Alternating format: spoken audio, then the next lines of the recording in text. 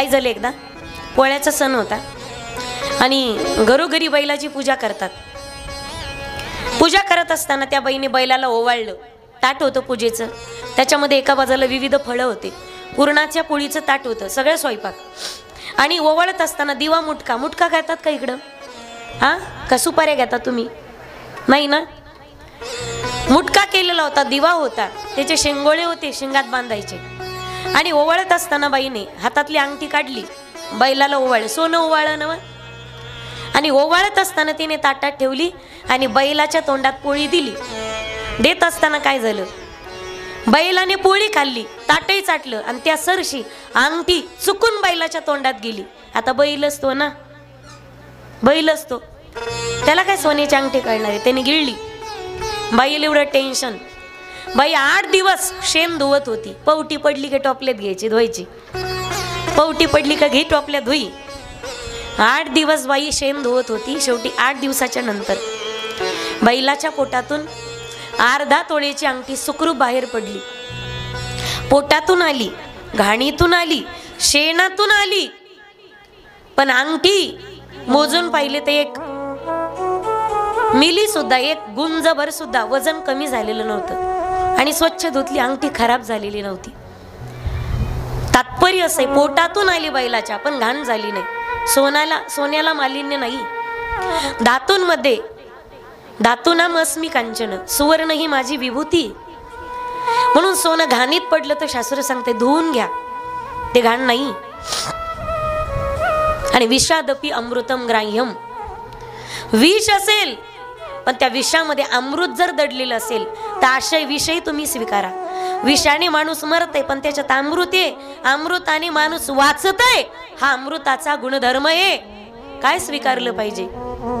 कोण बोलतोय यापेक्षा तो काय बोलतोय, किती चांगलं बोलतोय, आपल्या हिताचं बोलतोय ना, याकडे लक्ष दिलं पाहिजे. माझी विनंती असेल माझ्या सगळ्या श्रोते मंडळीला, पुरुष बांधवाला, बायको हिताचं सांगत असेल तर ऐका तिचं.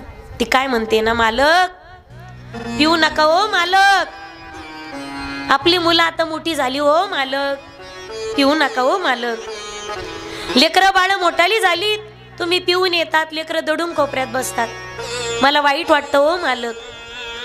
वाशेच पित राहिला तर पोरांच्या मनात तुमच्याविषयी किंमत उरणार नाही हो मालक, पिऊ नका हो मालक. पोरं मोठी झाल्यानंतर सुद्धा जो बाप ढोसून येत असेल तो बाप नसतो, तर त्या लेकरांना चावणारा विषारी साप असतो तो. वाजवा ना आता. बायको जर सांगत असेल तर पिऊ नका रे माझ्या दादांनो, नका पिऊ. त्यांनाही बऱ्याचदा सोडावीशी वाटते पण काय करावं, सुटतच नाही ती, बरोबर आहे ना. पिणार एक वेळेस बायको सोडीन, पुडी खाणार एक वेळेस बायको सोडीन, पण पुडी सोडित नाही तू. विनंती असेल माझी, व्यसनच करायचं असेल, ती काय व्यसन करता तुम्ही? सकाळी टाकली की संध्याकाळी उतरली, संध्याकाळी टाकली की सकाळी उतरली. अरे जाम पर जाम पीने से क्या फायदा, सुबह को पी तो रात को उतर जाएगी, प्याला पीना हो तो हरिनाम का पियो पगले, तेरी पूरी जिंदगी सवर जाएगी, तेरी पूरी जिंदगी सवर जाएगी. नशाच करायची असेल तर हरिनामाची करा ना, हरिनामाची. असा धुंदीत माणूस जगतो, बस मोजीतच नाही कोणाला, मोजीतच नाही. लोग पीते हैं पी पी के गिरते हैं, हम भी पीते हैं गिरते नहीं. लोग पीते हैं पी पी के गिरते हैं, हम भी पीते हैं गिरते नहीं. लोग पीते हैं हम भी पीते हैं, हम तो पीते हैं सत्संग का प्याला, हम तो पीते हैं, हम तो पीते हैं, हम तो पीते हैं सत्संग का प्याला. जय सिया राम. मेरे बाके बिहारी सावरिया, जागे हलत जा, तुमच्या बिहारी सावरिया, पाठीमागच्या हरी बोल. जय सिया राम. पाठीमागच्या हलावा जरा जागच्या जागी.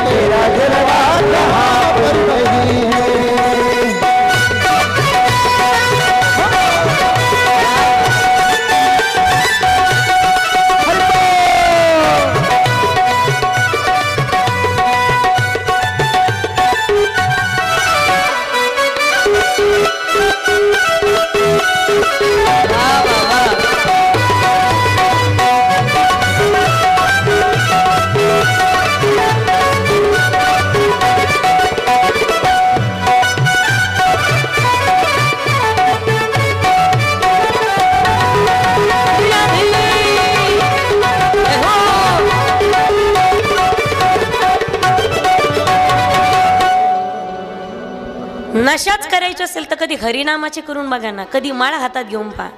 एकदा लत लागली ना सुटतच नाही माईबाप. जशी पुडीवाल्याला बिडीवाल्याला बिडी वडायची नशा होती, तशी नामजप करणाऱ्याला माळ ओढायची नशा होती. कधीतरी मंदिराची संगत करून पहा, काळजात वाक्य उतरून घ्या. ज्याला जीवन समृद्ध करायचे त्याने रात्रीचे मित्र जरा कमी करायचे, मित्र जमिनारे. सकाळचे मित्र वाढवायचे. रात्रीचे मित्र जीवन उद्ध्वस्त करतात, तर सकाळचे मित्र जीवनाला दिशा देणारे असतात. अरे गैरों के पीछे भागते और फिर के होते कुछ धोखा हो गया. कधी चांगल्याची संगत करून पहा माईबाप, चांगलीची संगत करून पहा. मंदिराची संगत करा, मंडपाची संगत करा. संगतच करायची असेल तर चांगल्या गोष्टीची संगत करा. संगतीला फार मोठं महत्व आहे. डेकनाच्या संगे हिरा जो बंगला, कुसंगी नाडला साधू जायचा. तुम्हाला वाटत असेल आम्ही दारूला पितो, दारूला तुम्ही नाही पित, दारू तुम्हाला गिळते. दारू आपकी इज्जत को पीती, दारू शोहरत को पीती, दारू संपत्ती को पीती, दारू पुरे खानदान को पीती. सुपाऱ्या नाही संपवल्या, संपल्या सुपारीने दात संपवले. दारू नाही संपली, दारूने पिणारे संपवले. किती संपवले. काही काही लोकांनी 50-50 एकर जमिनी सुद्धा ठेवल्या नाही दारूवरील पत्त्यावरी. काहींनी बायकोच्या गळ्यात मंगळसूत्र सुद्धा ठेवलं नाही. लंकेची पार्वती करून टाकलं तिला. लग्न झालं तेव्हा लक्ष्मी सारखी दिसत होती. जमिनीला चंदन लावलं, घरदार सुद्धा काही गहाण ठेवले. वाईट व्यसनी मायबाप. तिच्यात कलीचं वास्तव्य भागवत सांगते. नका नादी लागू तिच्या.